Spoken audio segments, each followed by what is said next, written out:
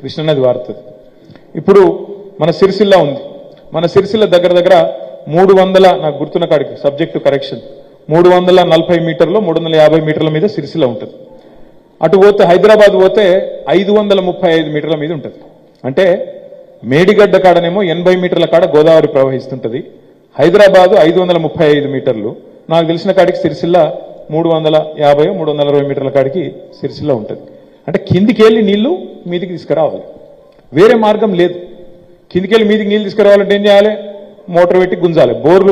Bore వేసి గుంజుతాం కదా మనం మోటార్ నీళ్లు, అట్లనే కిందికి వెళ్ళి మోటార్ పెట్టి మీ నీళ్లు పైకి తీసుకురావాలంటే లిఫ్ట్ ఇరిగేషన్ ద్వారా పైకి తీసుకొని రావాలి. మరి లిఫ్ట్ ఇరిగేషన్ ద్వారా పైకి 100 కిలోమీటర్లు తేవాలి.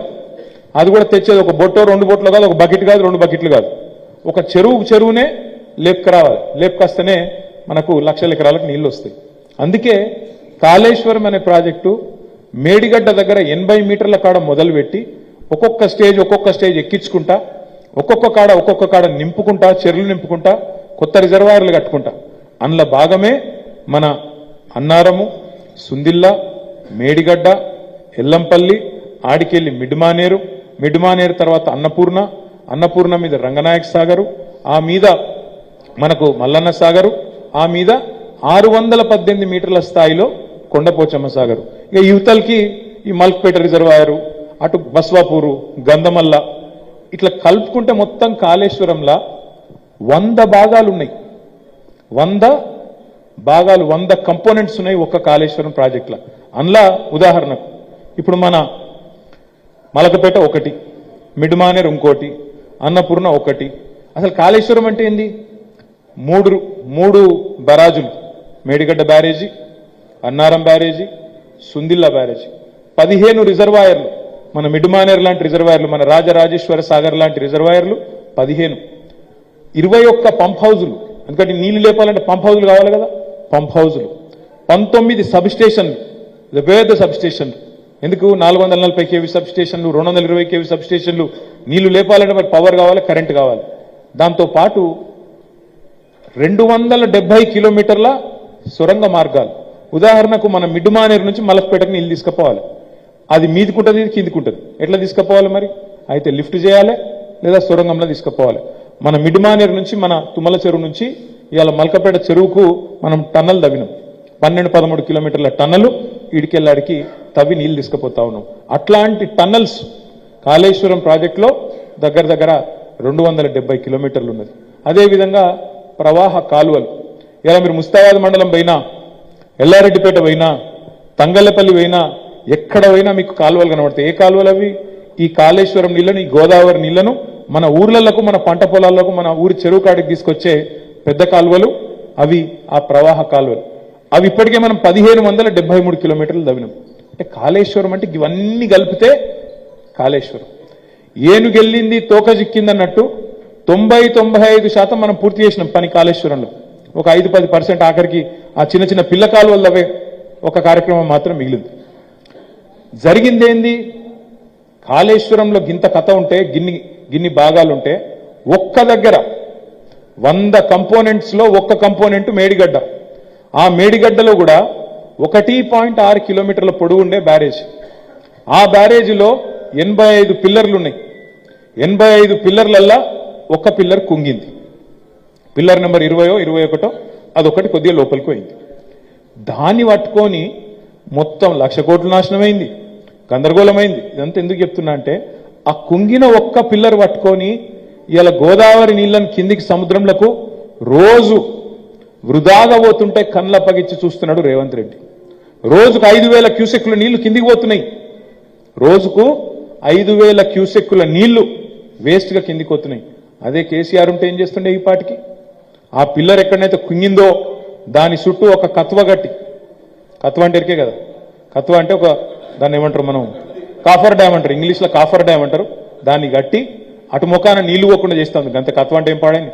కట్టలెక్క గట్టి, కరకట్ట లెక్క గట్టి అటు ముఖాన నీళ్లు పోకుండా చేసి, మిగతా నీళ్ళని ఏవైతున్నదో ఒక రింగు బండు లెక్కేసి, ఆడవసరమైతే ఒక్క పంపన్న చాలు చేసి పైకి అన్నారంలకు, ఆ పైకి సుందిలకు పోసి, ఆడికెళ్ళి మల్లన్న సాగర్కు తీసుకుపోయి మల్లన్న సాగర్ నుంచి కుడలిలో వస్తే, కుడలిలోకి వెళ్ళి నర్మాల చెరువులకెళ్ళి మన పదిర, మన కొండాపూరు, మన రామలక్ష్మణలపల్లి, మన ఆవునూరు, మన కట్కూరు ఈ పొలాలు ఎండకుండా కాపాడే దమ్ము దక్షత ఉన్న నాయకుడు మన కేసీఆర్.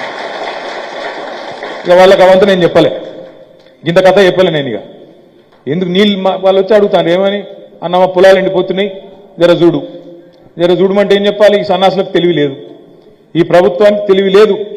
కక్ష కట్టినరు వాళ్ళు. కేసీఆర్ కట్టిన ప్రాజెక్టు కాళేశ్వరం. ఈ కాళేశ్వరంలో మంచి జరిగితే కేసీఆర్కి పేరొస్తుంది.